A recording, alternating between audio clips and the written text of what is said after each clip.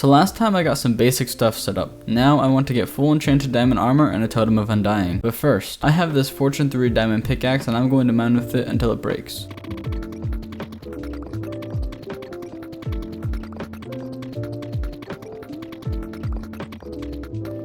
I got a bunch of stuff, including 15 diamonds. I was able to craft full diamond armor and most of the diamond tools. After I got that, I kidnapped some villagers. Well, attempted to. I finally got the villagers to the water and painfully lifted them uphill using pistons, until finally I got them inside my base. After getting the villagers, I expanded the wall to make room for a villager breeder. I meant to make this a third person time lapse because this is painful to watch like this, but I forgot to, so here you go. Now it's time to build the villager breeder itself.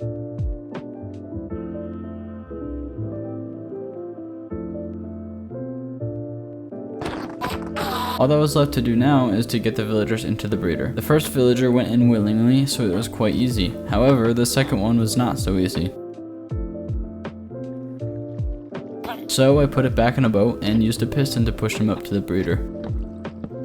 Now the villager breeder is done, and all that's left to do is wait for it to work. I've been using that mob farm for long enough to get tired of it, so I decided I needed a better XP farm. I wanted to build a kelp farm, so I needed to get resources for it. The first thing you need for a kelp farm is kelp, so I went out looking for an ocean. I got distracted by a spruce tree along the way, but I eventually found the ocean. There was a broken nether portal, so I looted that, grabbed some kelp, and went back home picking up some sand along the way. It turned night before I got home, but I still made it back alive. I expanded the wall to make room for the kelp farm. However, I forgot to record the time lapse again. But hey, at least this time I have a time lapse of the cleanup, so that's cool, I guess. Maybe someday I'll be good at my job, hopefully by the time I start getting paid for it. While building the wall, I realized that getting resources for a kelp farm is a lot of work. Not only do I have basically no iron, but I also don't have quartz, and the nether is terrifying. So I decided that maybe the mob farm is not so bad. The next thing I wanted to do is get the villager trading set up. So I made what I like to call a discount acquirement station. The only thing I need left for it is a zombie. The zombie needs to be able to hold things though, so it doesn't despawn. I got one pretty quick, but that's just the easy part. I need to get it in that hole, which is hard to do because the zombies avoid holes. On top of that, they only have 1 heart of health, so if they fall off the staircase, they die. And I can only hit them once. I tried getting some of them to pick up the flesh of their dead brothers, but none of them seemed willing to do it. So I slaughtered them to get even more flesh to bribe their various family members with. I took a break from handling the flesh of my fallen enemies to experience the industrial version of the miracle of life, but only for a brief moment as I went back to bargain with more zombies. Oh, and if you haven't noticed yet, I forgot to record the game sounds for this recording. Why am I so bad at my job? Anyway, back to bargaining with zombies. I finally found some that could hold items, but then I discovered another problem. The zombies burn in daylight. I found some more worthy zombies just as it was turning night, so I looped them around the mob farm until it was dark enough for them to survive. So I brought them up to my staircase, only to discover that zombies can jump. I tried it again, and this time I actually got a zombie in my hole. Wait a minute. He was standing on the trapdoor, so I couldn't place the block above him where it needed to be. I punched him to get him off, but he immediately went back on it again. This is a problem because now if I punch him again, he will die. I tried to bait him to walk off by making an exit, but he outsmarted me and escaped. Then I failed at getting him back in the hole and punched him to death by accident. But that's okay because I have another zombie still. After a bit of contemplating, he decided he had nothing better to do with his life and went in the hole. Then he immediately regretted his decision and started jumping frantically, but I had managed to trap him in anyway. After that, I grinded at my mob farm. Man, this is depressing. Then I saw a much more exciting pack of zombies. This brought me up to level 30 This brought me up to 30 levels, so I enchanted some of my armor. Those are some nice boots. Apparently I also enchanted my leggings at some point, but I don't remember seeing it, so here it is now. I enchanted the rest of my armor as well, and I figured I was ready to go to the nether to get the last thing necessary for industrial villager trading. I had grabbed some extra obsidian so I could make a portal in the nether in case I got lost, but I immediately put it all in the chest before I left, including my flint and steel. This information will be important later. I got a pretty alright nether spawn, and I immediately started searching for a forest. There was a lot of nether wastes near my portal, which I liked because I usually get crimson forest everywhere I go, which is a nightmare. I mined some golden quartz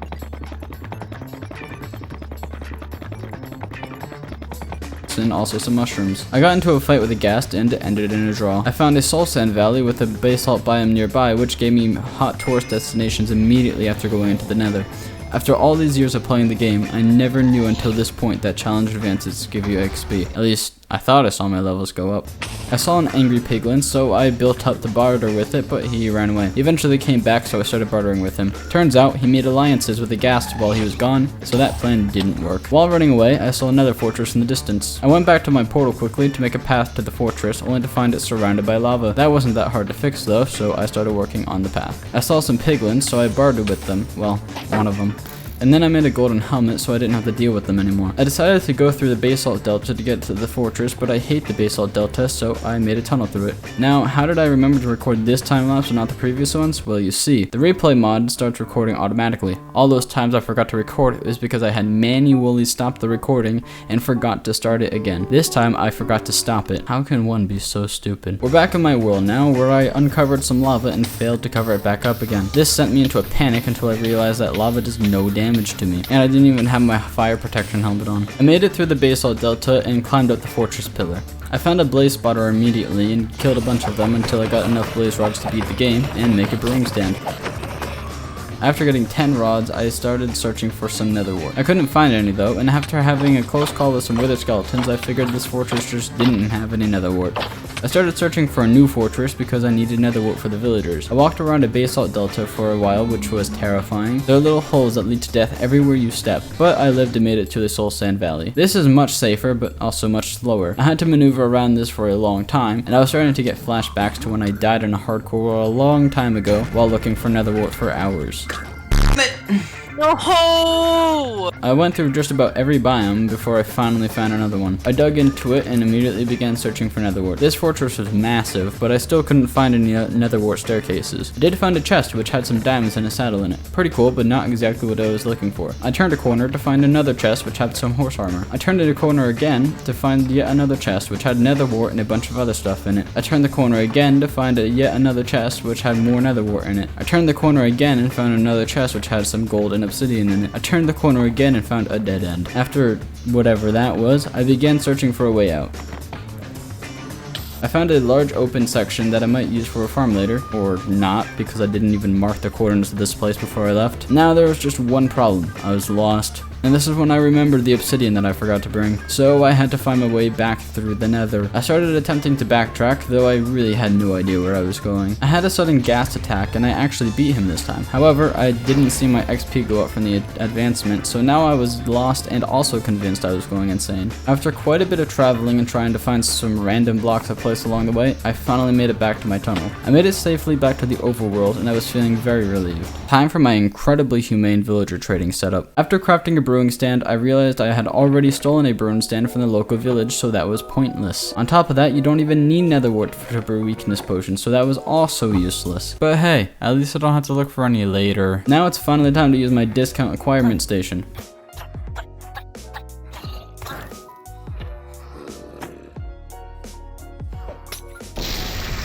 Perfect.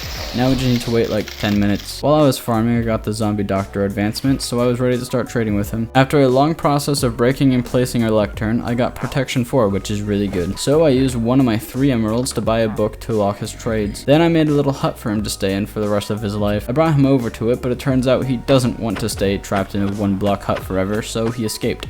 I wouldn't allow this to happen though, so I tempted him into it and trapped him there. Look how happy he is. I repeated this process again. While I was waiting, I made this platform to protect the villagers from lightning. Out of wood. Look at all the villagers we have now. This one had an unbreaking 3, which is also very helpful. I used one of my 2 remaining emeralds to buy his book, and then I brought him to his cell. I hate villagers. He was running away from a baby zombie, so I went to bed and came back to this. That wasn't there before. I tried using a boat to get this villager in, but I got trapped in a cell and the other villager escaped to the boat. I eventually got the situation under control and then started on a new villager.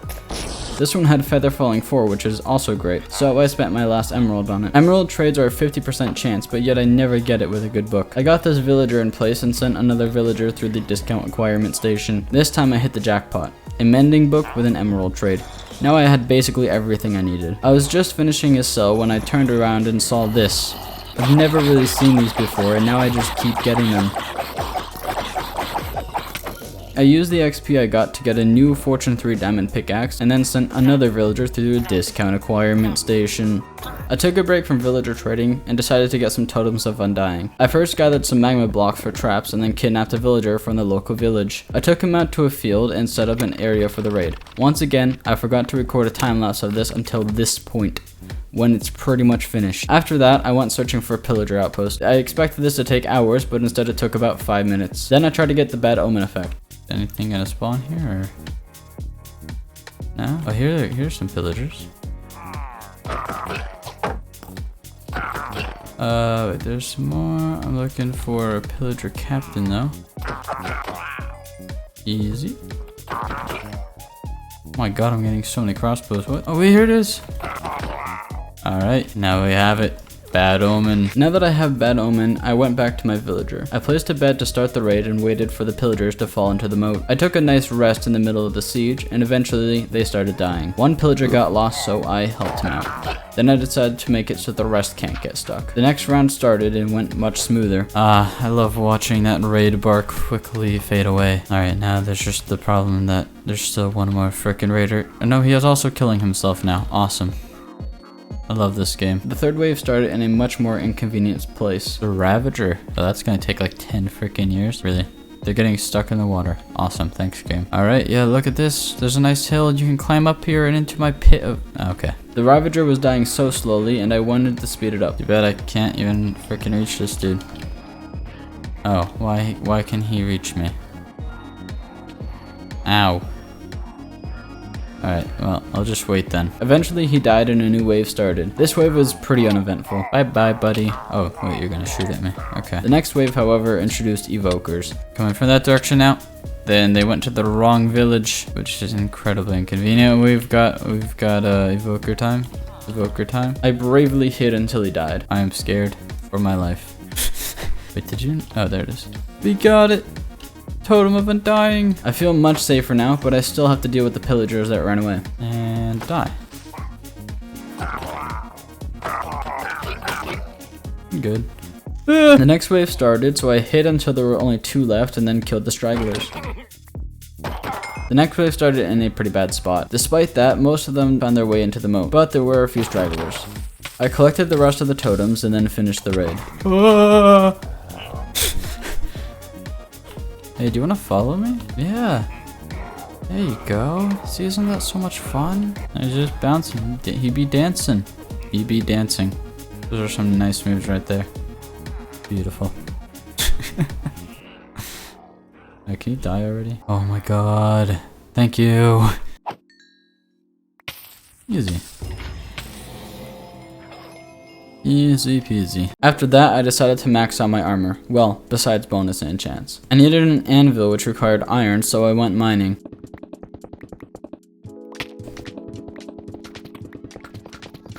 I crafted the anvil, then made a maxed out diamond pickaxe. I gave my boots feather falling and then went shopping for the rest of the enchantments I needed. I put mending on my boots and got a bunch of books ready to apply. Next was a huge marathon of XP grinding and enchanting.